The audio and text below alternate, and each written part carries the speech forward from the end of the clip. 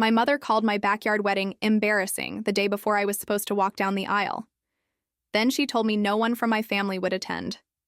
They couldn't bear the shame of explaining my poor choices to their friends. I had spent my entire life being compared to my perfect sister Vivian, whose wedding got a six-figure budget at the Gardner estate while mine wasn't even worth showing up for.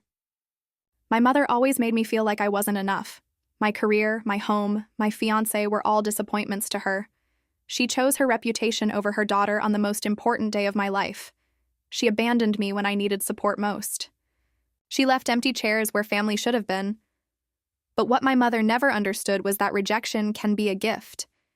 It freed me to tell my story my way. And when the world embraced what she had scorned, I knew exactly how to make her pay for 32 years of conditional love. I knew my mother would disapprove of my backyard wedding plans. I just didn't expect her to call them embarrassing. The wildflowers had just begun blooming in our garden when I broke the news over Sunday dinner. Malik and I had bought this small house 3 years ago, pouring our hearts into restoring it. The oak trees, the stone path, the hand-built pergola, they told our story better than any rented ballroom ever could. A backyard wedding? My mother's voice carried that familiar note of disappointment. People will think we've fallen on hard times. She placed her fork down with surgical precision. Is that what you want them to think about us, Elise? My sister Vivian exchanged glances with my father. Last year, they'd spent 6 figures on her engagement party at the Westwood Club. Her actual wedding was scheduled for next spring at the Gardner estate. It's not about what people think, I said quietly. It's about what matters to us.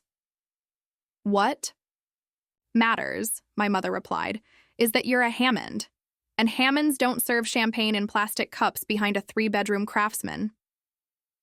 The words stung, but they weren't surprising. I'd spent 32 years being compared to Vivian. Her law degree to my design career, her country club fiancé to my filmmaker husband-to-be, her conventional beauty to my artistic looks. 2 weeks later, my mother invited me to lunch. The restaurant was expensive, the kind where conversations stayed hushed and the menu had no prices. Your father and I have discussed it, she said, sliding an envelope across the table. We're prepared to help you secure a proper venue. Mom, we don't want... The Westlake has an opening in September.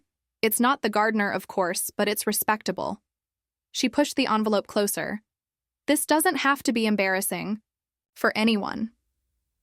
I left the check on the table. Our wedding is happening in our backyard in June. I'd love for you to be there, but I understand if you can't support our choices. Her eyes narrowed. You've always been like this, Elise. Determined to make everything difficult, always needing to be different. Different from what, Mom? From Vivian? From you? From what's expected, she said sharply. From what's appropriate. I realized then what I'd always suspected. My mother had never seen me. Not really. She'd only ever seen the ways I failed to reflect her back to herself. The day before our wedding, my phone rang. My mother's name flashed on the screen. We won't be attending, she said without preamble. Your father agrees it would be too uncomfortable explaining your choices to our friends. Vivian sends her regrets as well. I didn't cry until after I hung up, but when the tears came, they washed away something permanent, any lingering hope. That my family might someday see me for who I was rather than who they wanted me to be. That night, lying beside Malik, I made a silent promise to myself. I would no longer dim my light to make others comfortable with my shine. Our wedding day dawned clear and perfect. I tried not to stare at the empty chairs where my family should have been. Instead, I focused on what was present. 30 people who truly loved us. Malik's parents, who had helped string lights in the trees. His sister, who had arranged wildflowers in mismatched vintage vases. Our friends who had brought homemade pies instead of gifts. Lena, our filmmaker friend, moved quietly through the celebration, capturing moments I was too overwhelmed to fully absorb. The way sunlight filtered through oak leaves onto our makeshift aisle. How Malik's eyes welled up when I reached him. The spontaneous dance circle that formed after dinner. This is magical, Lena whispered as she filmed our first dance. I've shot $1 million weddings that didn't feel half as special. For a moment, I almost forgot about the rejection. Almost. Until Malik's mother embraced me, whispering, "Your parents missed something beautiful today. That's their loss, not yours." 3 days later, Lena called, her voice breathless with excitement. "The wedding footage, it's everywhere, Elise. I posted a 2-minute highlight reel and it's been shared over 40,000 times. A production company called this morning. They want to feature it in their Authentics Celebrations series." I sat down, suddenly lightheaded. "What? People are calling it the most genuine wedding they've ever seen. The lighting you designed, the wildflower arrangements, everything. They're obsessed." I thought of my mother's words. Embarrassing, inappropriate, difficult. Then I thought of the empty chairs. "The production company wants to interview you both. They're calling it a masterclass in meaningful celebration." Something shifted in me then, a cold, clear certainty. My choices, deemed embarrassing by my family, were being celebrated by strangers. The narrative was changing, and I controlled the pen. "Tell them yes," I said. "We'd be happy to be featured." When the producer asked about our vision, I spoke truthfully. We wanted our wedding to reflect our actual lives, not some fantasy version. Every element had personal meaning. When she asked about family traditions, I paused deliberately. We chose to surround ourselves with people who support our choices unconditionally. The camera lingered on my face, capturing the subtle pain I allowed to surface. The feature aired 2 weeks later. By then, 3 magazines had requested interviews. A popular wedding blog had named our approach the Authentic Celebration Movement. My design aesthetic was being pinned and shared and emulated. And still, silence from my family, until Vivian called. 6 weeks after the wedding, 5 weeks after they could have apologized. "Mom's beside herself," she said, her voice tight. "Everyone at her club saw your wedding on Good Morning America. They're all asking why she wasn't there." I let the silence stretch between us. "You could have warned us it would be publicized," she finally said. "Like you warned me you wouldn't attend?" My voice was steady. "Interesting that Mom's not upset about missing her daughter's wedding. She's upset people know she missed it." "You know Mom, she has certain expectations." "No," I interrupted. "She has certain cruelties she's never been called to answer for." For the first time in my life, I wasn't the one struggling to explain myself. I wasn't the one apologizing for. Failing to meet expectations. The power had shifted, and we both knew it. The media requests multiplied. Lifestyle magazines, morning shows, design blogs, they all wanted to know about the backyard wedding that had captured the public imagination. I said yes to each one, not out of vanity, but strategy. "Your ceremony broke all the traditional rules," a morning show host said. "Was there any pushback from family?" I smiled sadly. Traditional expectations can sometimes overshadow what matters most, celebrating love authentically. Not everyone understands that. "Your parents weren't at the wedding," another interviewer noted, looking through photos. "Was that difficult?" "Family absences always leave a mark," I replied carefully. "But they also clarify who truly supports your journey." I never explicitly said my family had abandoned me. I didn't have to. The empty chairs told the story. My careful pauses filled in the blanks. And in a culture obsessed with authenticity, my family's absence for a celebration now deemed iconic spoke volumes. Malik understood what I was doing. "You're not being vindictive," he said one night. "You're finally speaking your truth without apology." My mother's friend Judith called in late July. "Margaret's not doing well, Elise. Everyone's asking questions she can't answer." "Questions have answers, Judith. She's choosing not to give the honest one. She's your mother. You could extend an olive branch." I extended an invitation. She declined it. When Lifestyle Quarterly requested a home tour centered around the wedding that redefined celebration, I agreed immediately. The photographer captured every corner of our backyard, the same space my mother had deemed insufficient. The article called it a masterclass in intentional design and the garden that launched a movement. The irony wasn't lost on me. What my family had rejected, the world now celebrated. 3 days after publication, my father called for the first time since before the wedding. Your mother is devastated, Elise. Her friends are questioning her parenting, her standing in the community. Is this call about her pain or mine? I interrupted. This vendetta needs to stop. There's no vendetta.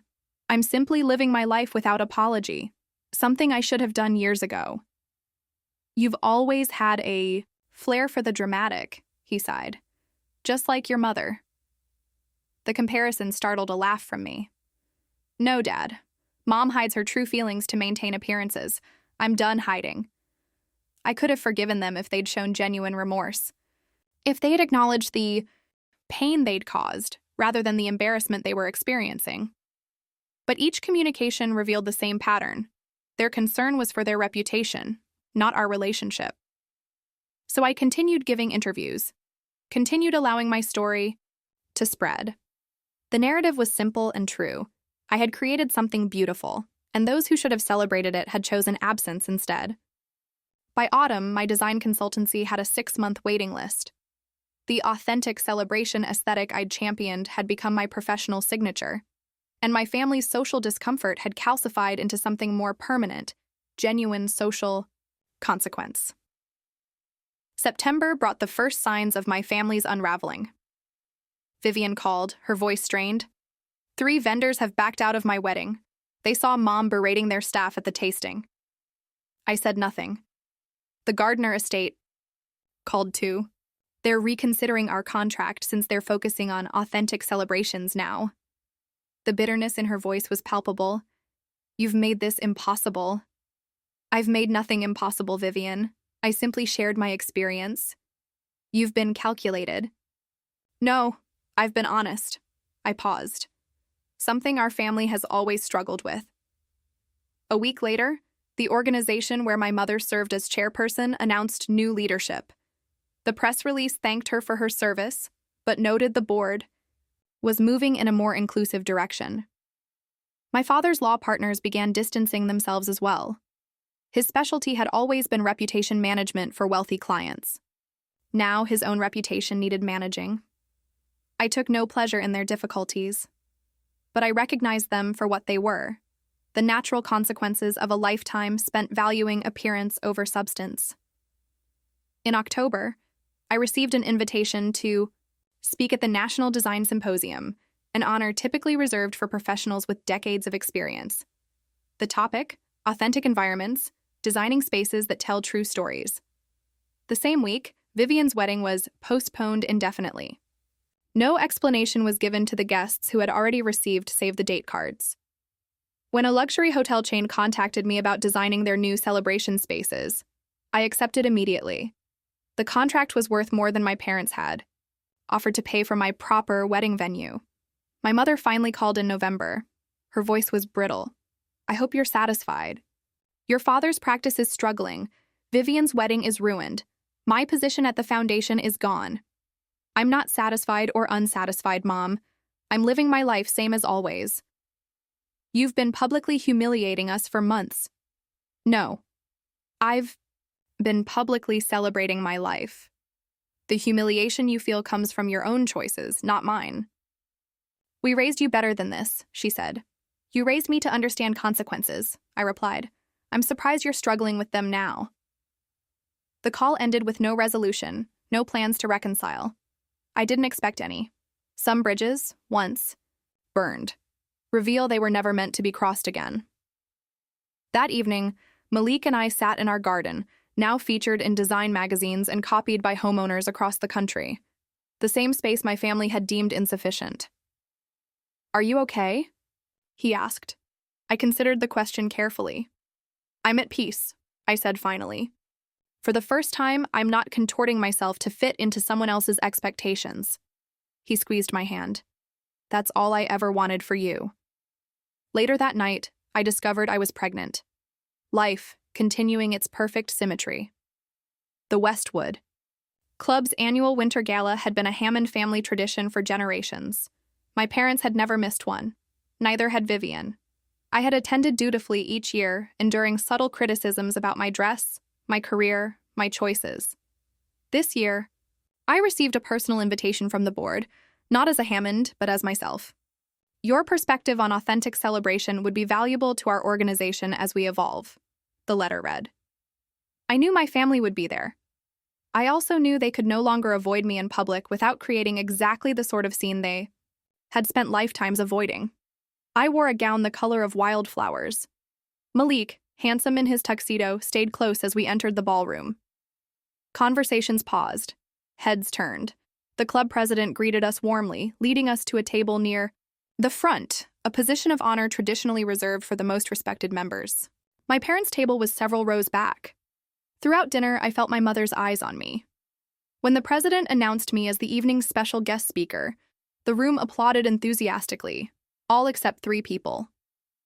At the podium, I spoke about authenticity, about creating spaces that honor real connections rather than expectations. I never once mentioned my family. I didn't need to. Everyone in the room knew the story.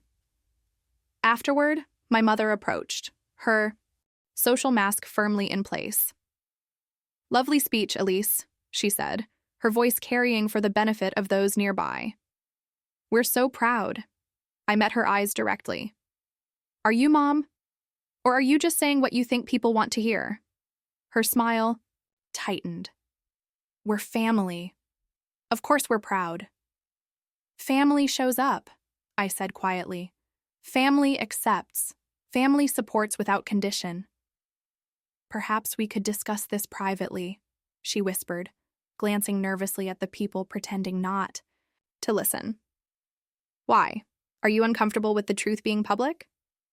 "I'm trying to extend an olive branch." "No, you're trying to salvage what's left of your reputation." For a moment, her mask slipped. Anger flashed in her eyes, the real emotion beneath the performance. "You've destroyed everything," she hissed. "Was that your plan all along?" "No," I said truthfully. "My plan was to marry the man I love in the home we built. You're the one who made it a public spectacle by your absence." I turned away then, toward Malik, toward the future we were building. My mother stood frozen, finally facing the consequences of a lifetime of conditional love. 2 weeks later, my parents announced they were traveling abroad indefinitely. Their house, the one I'd grown up in, was quietly listed for sale. Vivian moved to another state, taking a position at a smaller firm where no one knew our family history. Spring came again. I planted new wildflower beds in our garden, now expanded, to include the property next door, which we'd purchased with my design contract proceeds. In the smallest bedroom, we created a nursery, painting it the same shade of blue as the bachelor buttons that had bloomed on our wedding day.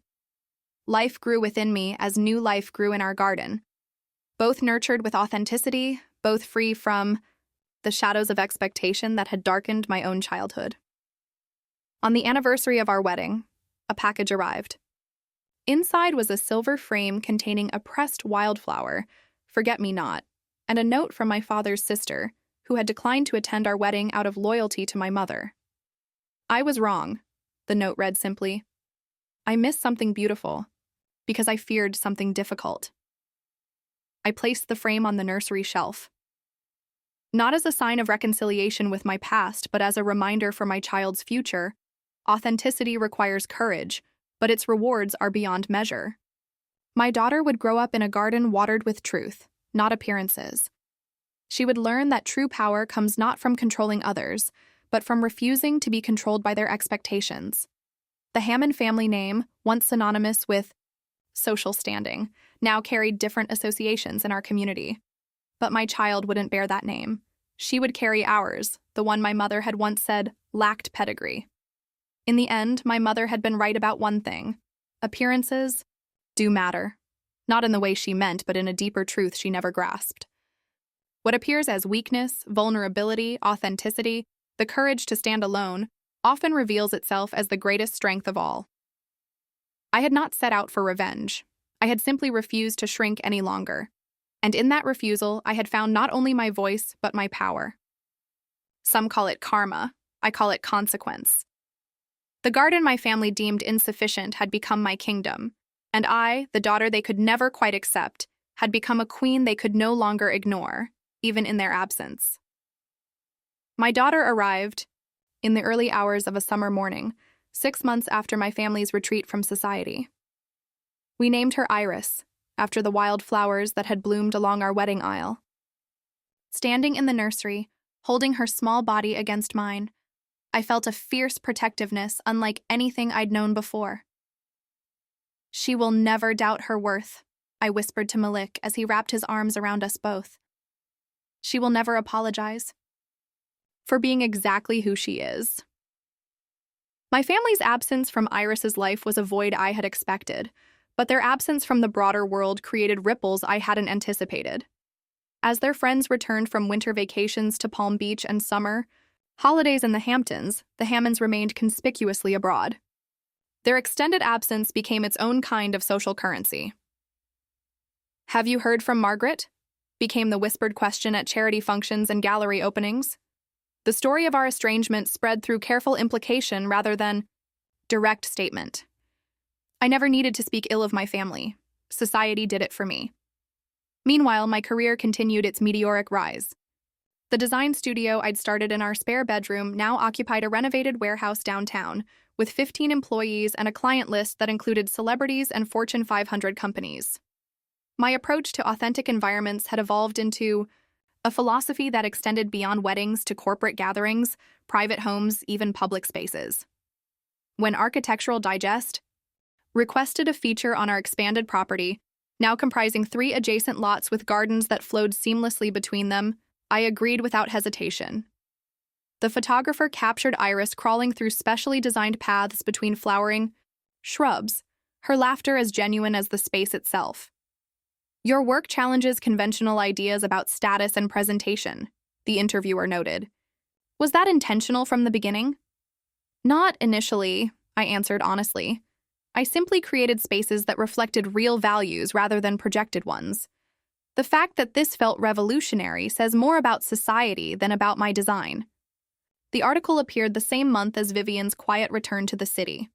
She had married her fiancé in a private ceremony at his family's estate in Connecticut, with only immediate family present.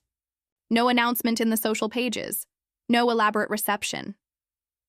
The contrast to the 6-figure celebration once planned at the Gardner could not have been more stark.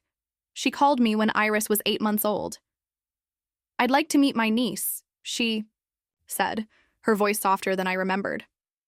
We met at a neutral location, a botanical garden midway between our homes. Vivian looked different, less polished, more human somehow. She wore minimal makeup and clothes that favored comfort over statement. "She's beautiful," she said, watching Iris explore a patch of clover. "She has your eyes." "How are you, Vivian?" I asked, genuinely curious. She considered the question with a seriousness I'd never seen in her before. "Recalibrating," she finally said. "The past year has been clarifying in ways I never expected." She paused. "Stephen and I are much happier without the pressure of performance." "And mother and father?" "Still in France. Mother rarely calls, and when she does, the conversation is strained. Father has taken up painting, not particularly well, but it seems to soothe him." She looked directly at me. "They lost everything that mattered to them, Elise. Their standing, their influence, even their identities." I felt no triumph at this news, only a quiet recognition of truth fulfilled. They confused who they were with how they appeared. "We all did," Vivian said. "I included." She watched Iris for a moment. "I'm sorry I wasn't at your wedding. I've thought about it every day since." "Why weren't you?" I asked, the question that had burned within me for more than a year. "Because I was afraid," she admitted. "Afraid of being cast out the way you were. Afraid of losing what I thought mattered." She laughed softly. "And then I lost it anyway." I didn't offer immediate forgiveness. Some wounds require time to heal properly. But I did offer understanding, the beginning of a bridge toward a different kind of relationship.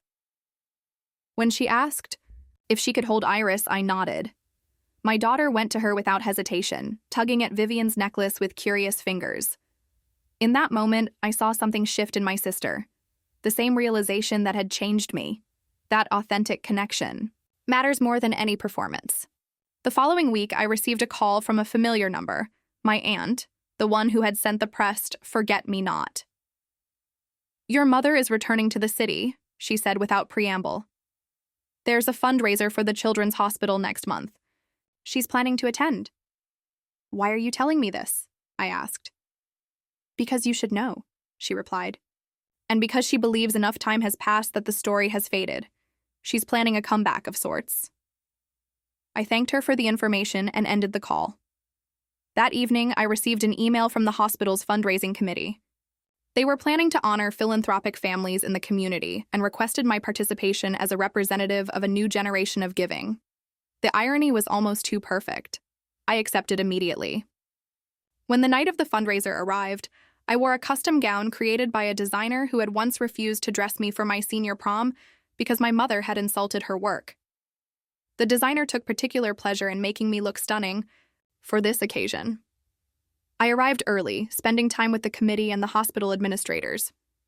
My name appeared prominently on the program, not as a Hammond, but as myself, a major donor who had redirected a significant portion of my company's profits to pediatric medical research.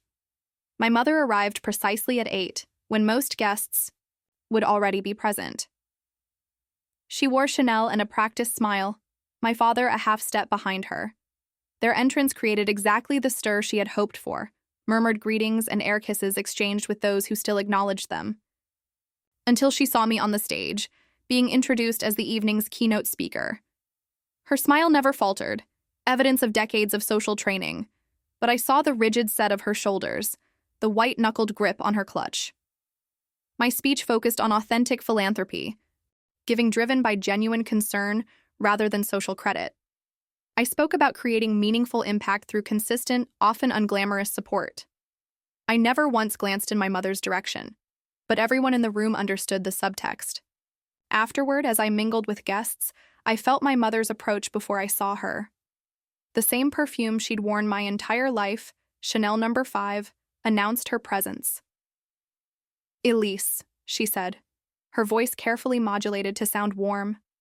What a lovely speech. I turned, facing her directly. Thank you. It's been too long, she continued, for the benefit of those watching. We should have lunch soon, catch up properly. Why? I asked simply. The question caught her off guard. Why? Because we're family, of course. Are we? I recall you using those exact words at the Westwood Gala right before you disappeared for a year and a half. Her smile tightened. People were watching then, Elise. I was trying to be discreet. People are watching now, Mother. The difference is I no longer care what they think. Do you? Something flashed in her eyes.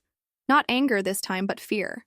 She recognized that the dynamic had permanently shifted, that she no longer held any power in this relationship. I have a granddaughter, she said quietly. I'd like to know her.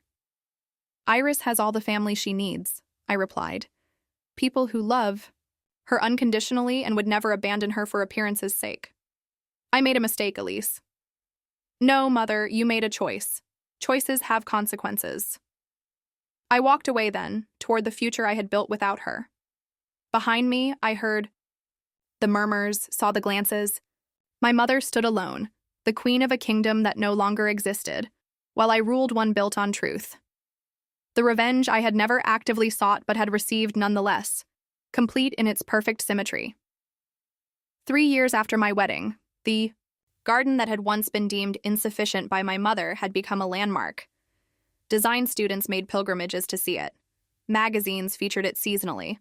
A documentary filmmaker spent 6 months capturing its evolution through changing light and weather.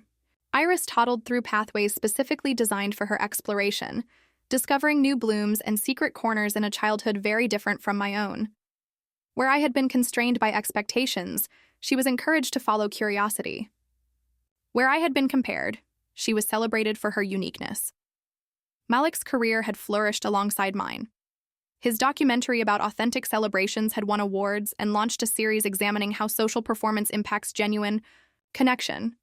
We had become, without intending to, symbols of a cultural shift away from manufactured perfection toward meaningful reality. My relationship with Vivian had slowly evolved into something new, tentative at first, then genuinely warm. She visited monthly, bringing books for Iris and stories about her own changing life. She had left corporate law to teach at a small college. finding purpose in mentoring students rather than performing in courtrooms. I saw Mother last week, she mentioned during one visit, watching Iris arrange stones in careful patterns on the garden path. She asked about you. I continued pruning the climbing roses that framed our kitchen window. What did you tell her? The truth. That you're thriving. That Iris is extraordinary. That your work is changing how people think about spaces and authenticity. I nodded, appreciating her directness. She's diminished, Elise, Vivian continued, her voice softer. The social exile has worn her down. Father seems almost relieved to be free of the constant performance, but for her, it's been devastating. That's the natural consequence of building your entire identity on other people's perceptions, I said, not unkindly, but truthfully. She mentioned wanting to reconcile before her 70th birthday next month. I placed my shears in their leather case, giving the question the consideration it deserved. What would reconciliation mean to her? That I forgive and forget? That I bring Iris to Sunday dinners where Mother can pretend the past never happened? That we all perform the role of happy family? Vivian sighed. I don't know. I think she's genuinely lost. The world she understood no longer exists, and she has no framework for navigating this one.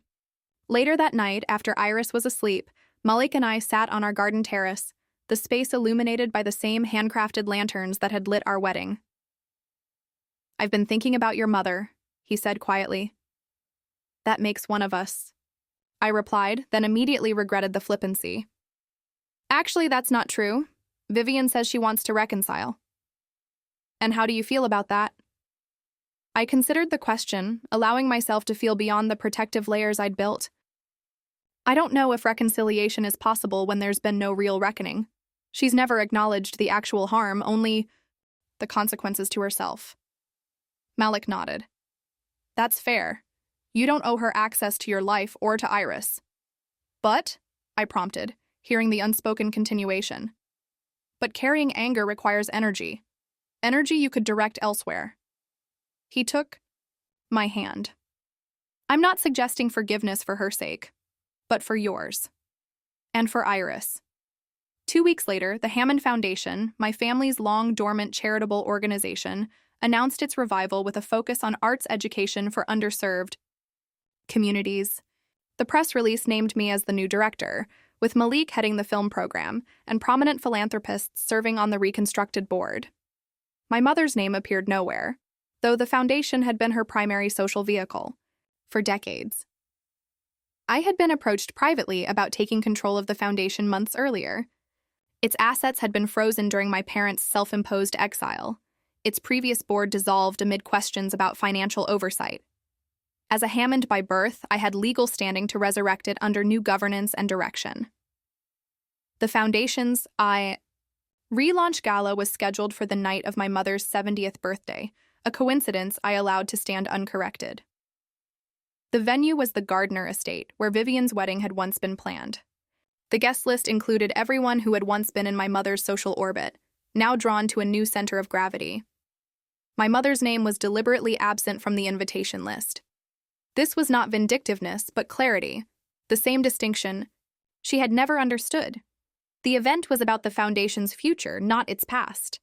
The night of the gala, Iris wore a dress patterned with forget-me-nots, her hair crowned with a wreath of baby's breath like the one I had worn at my wedding. Malik stood proudly beside me as we greeted guests, many of whom had once looked through me at my mother's events. Midway through the evening, as I prepared to address the gathered donors, I noticed a figure standing just inside the entrance. My mother, elegant in midnight blue, watching from a distance. She had come uninvited, a breach of etiquette she would once have found unforgivable. I didn't acknowledge her as I took the stage. My speech focused on the Foundation's new mission, on channeling privilege toward opportunity for others, on authentic engagement rather than performative giving. The assembled crowd responded with genuine enthusiasm, opening checkbooks and digital payment apps with unprecedented generosity. Afterward, as I moved through the room, accepting congratulations and discussing specific initiatives, I felt my mother's approach. The same perfume, the same measured steps I had known all my life. Elise, she said, her voice carrying none of its former authority. May I speak with you? I gestured toward a private alcove, away from curious eyes. You weren't invited, I said simply. I know. She looked older than her 70 years, diminished in ways that transcended physical appearance. I came anyway. Why?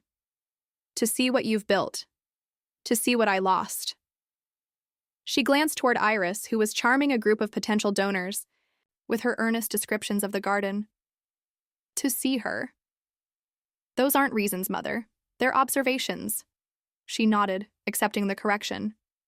I want to apologize, Elise. Not for appearance's sake, but because I was wrong.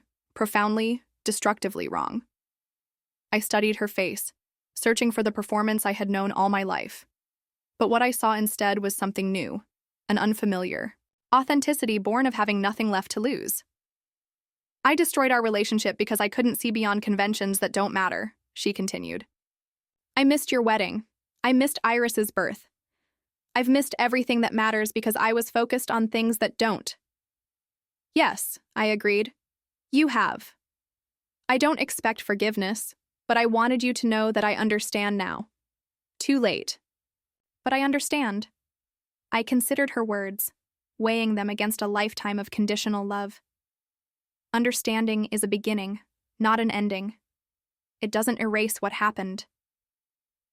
I know. She looked directly at me without artifice. But it's all I have to offer. I nodded, acknowledging the truth of her statement. I accept your apology, Mother, but that doesn't mean I can give you what you want. And what do you think I want? Access, absolution, a return to something that never really existed in the first place. She didn't deny it. And what do you want, Elise? The question surprised me.